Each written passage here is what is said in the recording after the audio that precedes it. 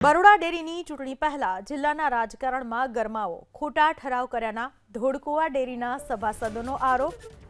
ધોળકુવા ડેરીના સભાસદો આરોપ સાથે પહોંચ્યા બરોડા ડેરી. ચૂંટણી પહેલા ખોટા ઠરાવો કર્યા હોવાનો કેટલાક સભાસદોનો આરોપ. ઠરાવમાં ખોટા સહી સિક્કા કરાયાનો પણ લગાવ્યો આરોપ. સભાસદોએ બરોડા ડેરીના સત્તાધીશોને કરી રજૂઆત. બરોડા ડેરીના કુલદીપસિંહ રાહુલજીએ ખોટા ઠરાવ કર્યાનો આરોપ.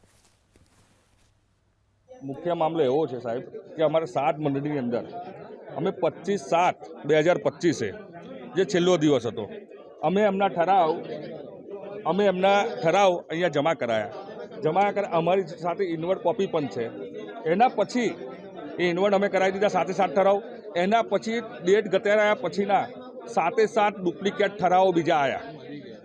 એની માટે આજે એ લોકોએ અમને નોટિસ મોકલી અને એમને હિયરિંગ રાખ્યું છે કે ભાઈ હકીકત શું છે. તો અમારી સાથે બધા સભાસદો ડેરીના જે પણ છે અને જેનો ઠરાવ તો એ બધા અહીંયા હાજર છે. અમે 7 સાચા છે અને અમારો સાચો ઠરાવ છે અને એ 7 ઠરાવ અમારા સંપૂર્ણ રીતે પાસ થવાના છે. કારણ કે અમે જે રીતના ડુપ્લિકેટ જે ઠરાવો છે અમને અધિકારીઓને મળ્યા, સત્તાધીશોને મળ્યા, અમને સંપૂર્ણ વિશ્વાસ આપ્યો છે કે ભાઈ આ 7 ઠરાવ તમારે આગળ એ થશે. એના પછી અમે તપાસ કરીશું. તપાસ કર્યા પછી જો અમને જે પણ સાચું લાગશે એ અમે કરવાના છે. અમે એમને એવી રજૂઆત કરી કે અમારે અત્યારે મુદ્દો એક જ છે કે 25/7/2025 છેલ્લી તારીખ હતી.